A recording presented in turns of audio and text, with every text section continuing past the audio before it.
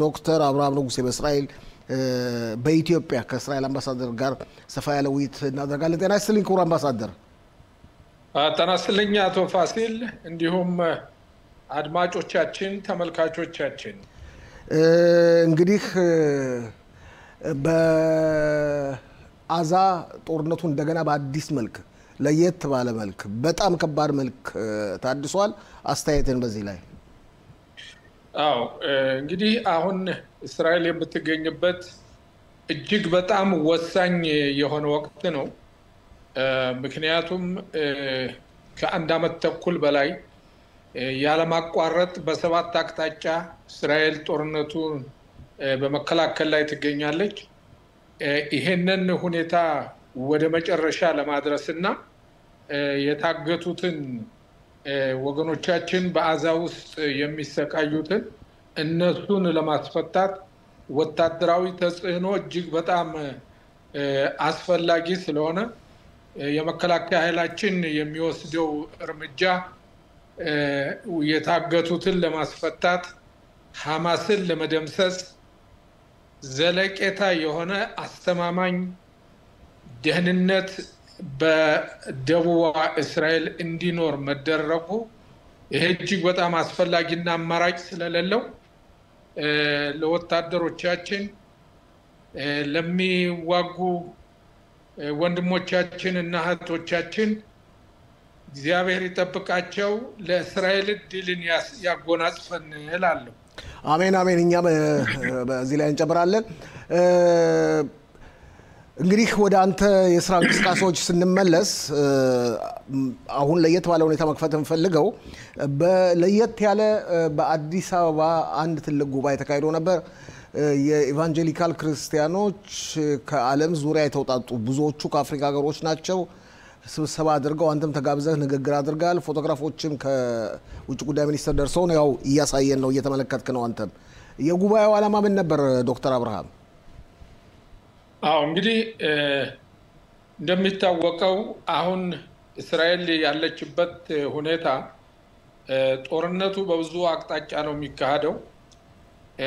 ያው በአዛም ሆነ በሊባኖንም ሆነ በኢራቅም ሆነ በሱሪያ በየአቅጣጫው ሲሆን በዓለም አቀፍ ደረጃ ደግሞ በዲፕሎማሲው ዓለም ውስጥ ደግሞ ከፍተኛ የሆነ ህዝብን የማሳመን ደጋፊን የማብዛት ከፍተኛ የሆነ ጦርነት ነው ያለው። ምክንያቱም የእስራኤልን ስም ለማጉደፍ፣ እስራኤልን ለማስጠላት፣ እስራኤልን በዓለም መድረክ ላይ እንዳትኖር እስራኤልን ለማስጠላት የሚደረገው ጸረ እስራኤል ንቅናቄ ይሄንን ለመዋጋት እስራኤልን የሚደግፉ ኃይሎችን ማደራጀትና እንግዲህ እንደሚታወቀው ሁሉ እስራኤልን የሚጠሉ አሉ፣ እስራኤልን ደግሞ የሚደግፉ አሉ። በዓለማችን በዚህ ዓለም የሚደግፉትን በማበረታታትና አንድነቱን በማጠናከር ለእስራኤል ድጋፋቸውን እንዲሰጡ እያንዳንዱ በየእምነቱ እስራኤልን የሚደግፉ ሁሉ በአንድ ላይ በመደራጀት ከእስራኤል ጎን እንዲሰለፉ ለማድረግ ከፍተኛ ጥረት በዚህ በኢትዮጵያ በአዲስ አበባ እያደረግን ነው።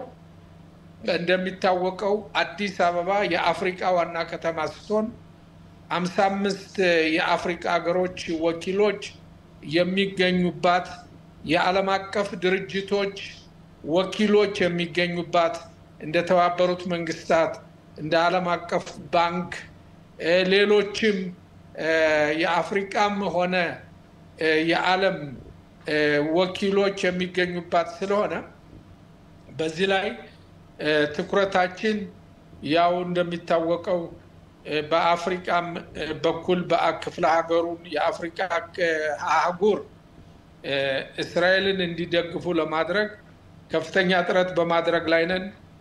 ዛሬም አሁን ሳነጋግርህ ከጠዋት አንስቼ በአፍሪካ አዳራሽ ስብሰባ ላይ ቆይቼ ነው የመጣሁት። እንደሚታወቀው ታስታውስ እንደሆነ ባለፈው ወር ውጣ ከተባልኩበት አዳራሽ ውጣ ከተባልኩበት አዳራሽ ዛሬ ግባ ተባልክ ዛሬ ታዲያ ግባ ተባልክ ዛሬ አዎ ገብቼ እባክዎትን ግባ ተባልክ አዎ ዛሬ ስብሰባውን በጥሩ ሁኔታ ሲካፈል ውዬ ነው የመጣሁት እና እኛ ዋናው ዓላማ ምንድነው እስራኤል ተጠላች ወይም ደግሞ ከዚህ ተነቀፍነ ወይም እንደዚህ አለ ብለን ወደ ኋላ የምንሸሽበት ጉዳይ ሳይሆን ወደፊት በመቀጠል ወዳጆችን በማብዛት ደጋፊዎችን በማብዛት የእስራኤልን ህልውና መከላከያ ኃይላችን ደማቸውን እያፈሰሱ አጥንታቸውን እየከሰከሱ የሀገራችን ሉዓላዊነት እንደሚያስጠብቁ ሁሉ በዓለም አቀፍ ደረጃም የተላክነው አምባሳደሮች ዲፕሎማቶች ስራችን የእስራኤልን ስም ከፍ ማድረግና የእስራኤልን ወዳጆች ማብዛት እስራኤልን ማጠናከር በዓለም አቀፍ ደረጃ ነው። የኔም ኃላፊነት በተለይ በአፍሪካ እስራኤልን ማጠናከር በኢትዮጵያ እስራኤልን ማጠናከር ስለሆነ ይህ ታላቅ ጉባኤ በእውነት ሌት አፍሪካ ጎ የሚል ከባድ ከአፍሪካ ሀገር ከ120 ሀገር በላይ የመጡ ዋና የክርስትና ሃይማኖት መሪዎች በአሜሪካ የመጡ ከአውሮፓ ከእንግሊዝ ከሌላም ከኤሲያ ሁሉ የመጡ ከደቡብ አፍሪካም የመጡ ነበሩ ከደቡብ አፍሪካም አዎ ከደቡብ አፍሪካም ነበሩ እና ከተለያዩ አገሮች ሁሉ መጥተው እዚህ የተደረገው ጉባኤ ያካሄዱት ጉባኤ የእስራኤልን ባንዲራ በመያዝ መኖራን በአጀንዳው ላይ በማስገባት እኛ ከእስራኤል ጋር ነን እስራኤል ደህንነቷ መጠበቅ አለባት እግዚአብሔር በኦሪት ዘፍጥረት ምዕራፍ 12 ቁጥር 3 ላይ እግዚአብሔር ለአብርሃም ያለው የሚባርኩህን እባርካለሁ የሚረግሙህን እረግማለሁ ስላለ እኛ ከሚባረከው ከእስራኤል ሕዝብ ጋር ነን የሚል መልእክት ነበረ ትልቁ ጥቅሳቸው ይሄንን በይፋ በትክክል በግልጽ ነው የተናገሩት በትክክል በይፋ ነው በዚህም ሰፋ ያለ ንግግር እኔ አድርጌያለሁ ከዚያ ላይ ሰፋ ያለ ንግግር የሚያደርጉት አንደኛ ከመጽሐፍ ቅዱስ ከኦሪቱ አንስቶ ያለውን የእስራኤልን እና የእግዚአብሔርን እስራኤል በእግዚአብሔር የተመረጠች ለእስራኤል ሕዝብ መኖሪያ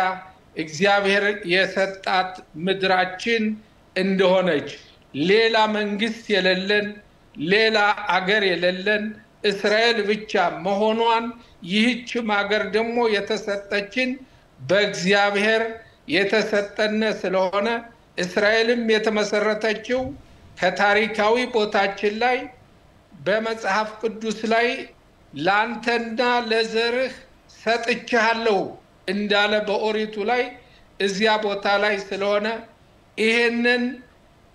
ይሄንም ደግሞ የመጽሐፍ ቅዱስ እንዳጉሊ መነጽር ሆኖ ለማንኛውም በተለይ ለክርስትና ሃይማኖት ተከታዮች በመጽሐፍ ቅዱስ ለሚያምን ሁሉ ይሄንን እውነት ስለሚያውቅ ከኛ ከእስራኤል ጋር የተሰለፈ ህዝብ ነው ለዚህም በሰፊው ለመስራት ከፍተኛ ውሳኔ አስተላልፈዋል የተገኙት ከብዙ አገሮች ነው እጅግ በጣም ዝርዝሩን በትላንትናው ዕለት አስተዋውቀዋል ከአሜሪካ ከካናዳ ከአፍሪካ ሀገሮች በሙሉ ማለት ይቻላል ከሁሉም ሀገሮች ነው በስብሰባው ላይ ተሳተፉት ከሁሉም ቦታ ነው የተገናኘው እነሱ ሚሉት እኛ ከእስራኤል ጋር ነን እስራኤል እግዚአብሔርን ይጠብቅ ኢየሩሳሌም በመዝሙረ ዳዊት ምዕራፍ 122 እግዚአብሔር እንዳዘዘነ ይሄውም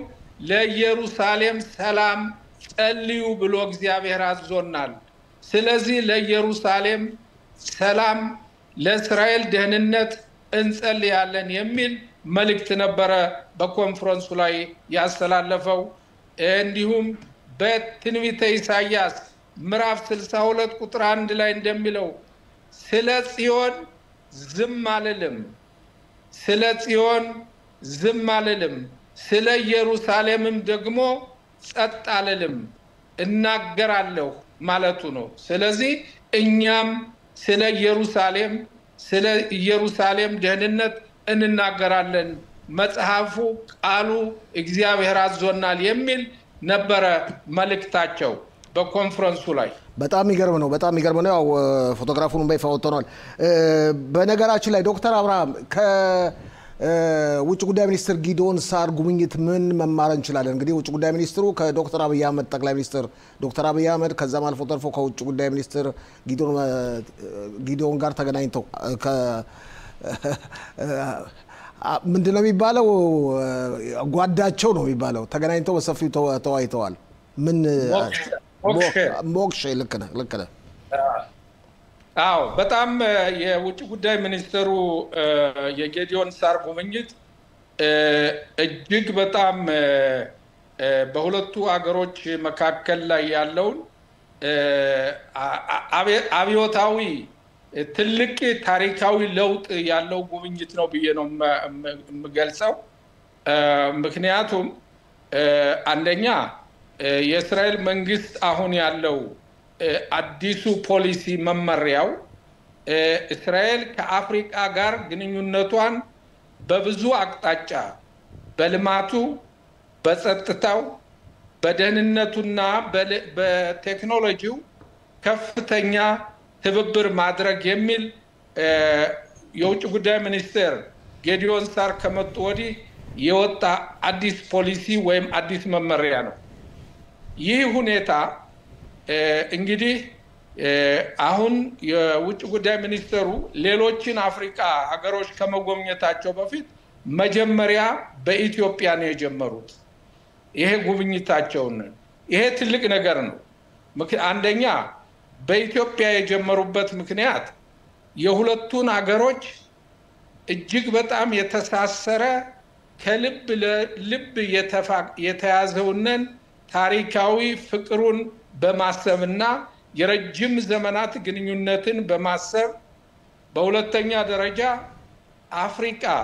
ከአፍሪካ ውስጥ ኢትዮጵያ የአፍሪካ ዋና ከተማ ስለሆነች ብዙ ወደ ሌሎች አገሮችም ለመሄድ በሯና መንገዱ ኢትዮጵያ ስለሆነች ይሄንን ሁኔታ በመገንዘብ በሁለቱ አገሮች መካከል በልማት እና በደህንነት በሌሎችም በሚያስፈልገው ሁሉ ከኢትዮጵያ ጋር ለመሰለፍ ኢትዮጵያም ከእስራኤል ጋር ለመሰለፍ ግንኙነቱ በበለጠ እየተጠናከረ በመሄድ ላይ ስለሆነ ይሄንን ለማረጋገጥ ከ30 በላይ የሚሆኑ የእስራኤል ታላላቅ ኩባንያዎች መሪዎች፣ ፕሬዝዳንቶች፣ ስራ አስኪያጆች ይዘው ወደ ኢትዮጵያ መጡ። ይሄ ትልቅ ነገር ነው። ከኢትዮጵያ ውጭ ጉዳይ ሚኒስትር ጋር በመተባበር በኢትዮጵያ ውስጥም ያሉ በልማት በኩል የሚሰሩ መንግስታዊም ሆነ መንግስታዊ ያልሆኑ ኢንቨስተሮች ወይም ደግሞ ባለሀብቶች ብዙ ልማትን የሚያካሂዱም በአንድ ላይ በማገናኘት ኢትዮጵያና የእስራኤል የቢዝነስ ወይም ኢትዮጵያ ኢዝራኤል ቢዝነስ ፎረም የሚል በአዲስ አበባ ላይ ተከፍቶ ከ150 በላይ የሆኑ ባለሀብቶች የተሳተፉበት የኢትዮጵያ መንግስት ተወካዮችን ኢትዮጵያ አሁን ያለችበትን ኢትዮጵያ የተለወጠችበትን ኢትዮጵያ ለንግድም ለልማትም አመች መሆኗን የሚገልጹ በየዘርፉ